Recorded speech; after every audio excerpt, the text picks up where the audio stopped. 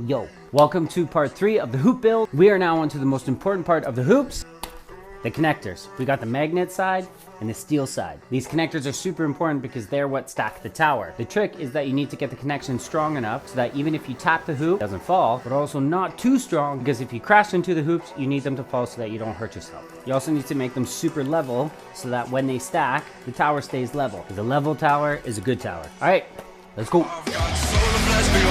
God, space dust for your few rides. Dark days for your solstice, dancing through the depths of hellfire on the winds that started from within. My blood beats so alive, might tear right through my skin. So tell me what you meant by living past your half-life and lockstep with the universe and your well-past in the afterlife. You know that I'm sanctified by what's below. No matter. 对，第一个